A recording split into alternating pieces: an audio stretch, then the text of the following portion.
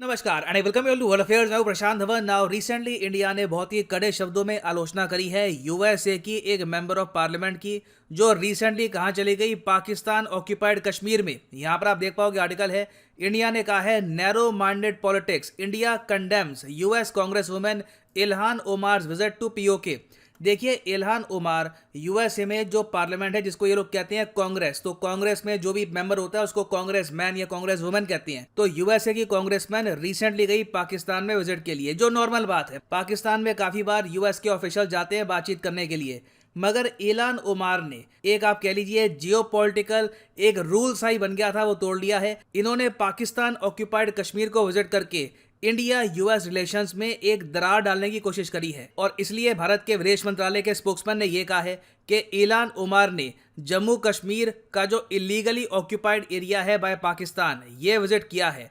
अगर ऐसी पॉलिटिशियन ये चाहती है कि ये सब करके ये कुछ नैरो माइंडेड पॉलिटिक्स खेलेगी एट होम, मतलब कि यूएसए में, इससे इनको वोट मिल जाएंगे, तो ये इनका बिजनेस हो सकता है। मगर हम ओपनली कहते हैं कि यूएसए की मेंबर ऑफ पार्लियामेंट ने भारत की टेरिटोरियल इंटीग्रिटी को वायलेट किया है, और इसलिए हम कड़े शब्दों में निंदा करते हैं इस एक्ट की। ये मैं कहूँगा, इंडिया ने इतना अग्रेसिवली कभी भी किसी भी यूएस के मेंबर ऑफ पार्लियामेंट के अगेंस्ट स्टेटमेंट नहीं दी है। तो डिस्कस करते हैं इस टॉपिक को कि यहाँ पर इशू क्या है, इल्हान ओमार की हिस्ट्री क्या रही है। बहुत कुछ आपको जानने को मिलेगा, मगर आगे बढ़ने से पहले आपसे क्वेश्चन पूछूंगा। क्वेश्चन यहाँ पर यह है कि भारत बहुत ही जल्द एस्टैब्लिश करेगा एक virtual network centre on quantum computing किस यूरोपियन देश के साथ। इसकी अनाउंसमेंट एक दो दिन पहले हुई थी। आपको बताना है कि किस कंट्री के साथ इंडिया एस्टैब्लिश करेगा ये virtual network centre, France, Germany, Finland या फिर स्वीडन।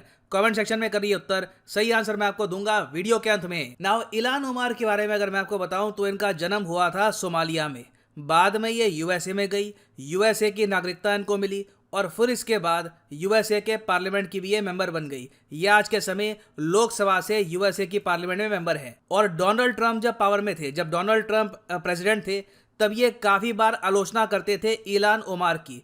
एक बार तो डोनाल्ड ट्रंप ने यह भी कह दिया कि इन्होंने अपने भाई के साथ शादी करी है अमेरिका की नागरिकता पाने के लिए, और इलीगल तरीके से ये यूएसए में आई है। ये ट्रंप का आरोप था। हालांकि इस बात को लेकर कभी कोई प्रॉपर इन्वेस्टिगेशन हुई नहीं। और अगर हम बात करें काम की कि इल्हान ओमार का फोकस क्या रहता है as US member of parliament, तो देखिए, इनका काम रहता है कि दो देशों की कड़े शब्दों में निंदा करनी है।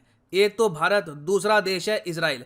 Ilhan Omar, by the way, मैं आपको ये बता दूं, second Muslim female member of parliament है यूएसए की। वैसे अगर इनका फोकस रहता, ये मिडल ईस्ट में पीस कायम करने पे फोकस कर सकती थी, इब्राहिम अकॉर्ड्स को और ज़्यादा प्रमोट कर सकती थी, मगर इन्होंने चूज किया है कि ये बस इजराइल और इंडिया की आलोचना करेंगी। और इंडिया ने जब आर्टिकल 370 रिमूव किया था, तब इन्होंने कड़े शब्दों में इंडिया के इस स्टेप के अगेंस्ट ट्वीट्स करी, स्टेटमेंट्स दी, और यहां तक कह दिया कि इंडिया में कुछ ऐसा कानून बन चुका है जिससे इंडिया में मुस्लिम होना ही एक अपराध है, जो अपने आप में फेक न्यूज़ है। इंडिया में ऐसा कोई कानून नहीं बना, मगर यहाँ पे आप देख पाएंगे इस तरीके से ये यूएस के पार्लियामेंट में बात करती हैं इंडिया के बारे में। But I ask, what about Modi in India?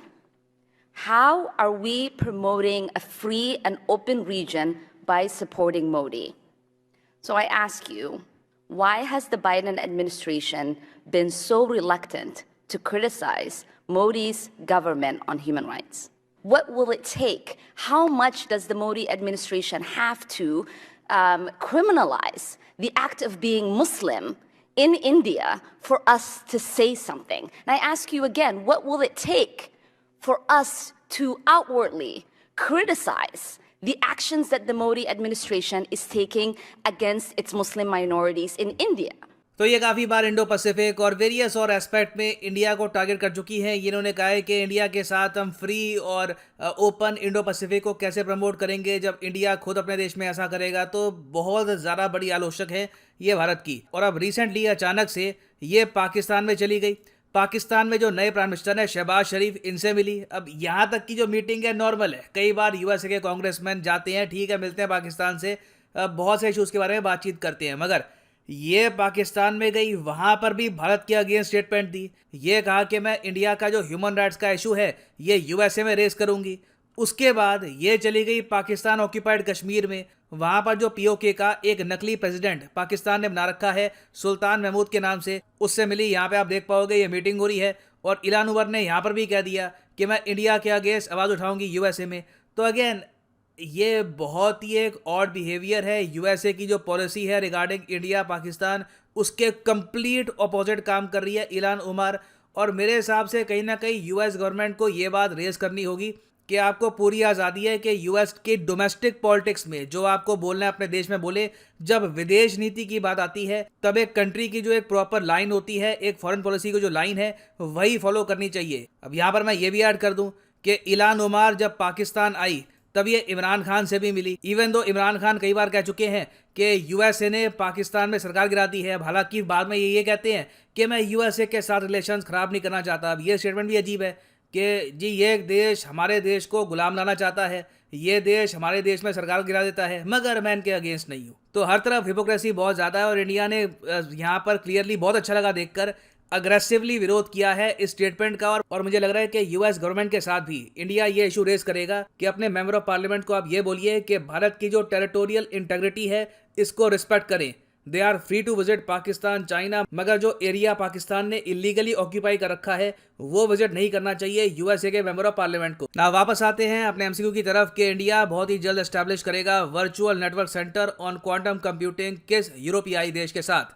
तो सही उत्तर इसका है option C is the right answer, Finland. यहाँ पर आप देख पाओगे India collaborates with Finland to discuss research initiatives on quantum computing. इसके लिए एक Indo Finnish virtual network centre on quantum computing जल्दी बनाया जाएगा। फाइनली यहाँ पर मैं ये भी ऐड कर दूं कि लाइफ में अगर आप एक बार एक प्रॉपर अटेम्प्ट देना चाहते हैं यूपीएससी एग्जाम के लिए तो कमेंट सेक्शन में जाओ, पिन कमेंट में मिलेगा आपको ये लिंक, यूपीएससी वाले लिंक पे करो क्लिक और यहाँ पे आप परचेज कर पाएंगे ये यूनिक कॉम्बो पैकेज जिसके अंदर आप प्रीलिम्स मेंस ऑप्शनल तीनों की ही तैयारी कर सकते हैं इन अ सिंगल परचेज। ये सारे कोर्सेज अनअकैडमी पे जाकर अलग अलग अपनी कार्ड पे डालोगे फिर परचेज करोगे, यू विल हैव टू पे 10 to 15,000 रुपीज एक्स्ट्रा। कॉम्बो में आपकी सेविंग होती है। तो क्लिक करिए पिकअप प्लान पर। और अगर आपके पास अभी टाइम है, अगर मान लीजिए 2-3 साल का टाइम है आराम से 2025 में एक प्रॉपर जेन्युइन अटेम्प्ट देना यूपीएससी का, तो आप 24 या फिर 36 महीने का जो कोर्स है ये कर सकते हैं परचेज। मगर जो प्राइसेस यहाँ पर लिखे हैं पे करने की आवश्यकता नहीं है, सिंपली यहाँ पर कोड डालिए PD10 and the prices will just start following. So use the code PD10 and save money. So इसी नोट के साथ ये है वीडियो का। Thank you for listening and as always God bless you all.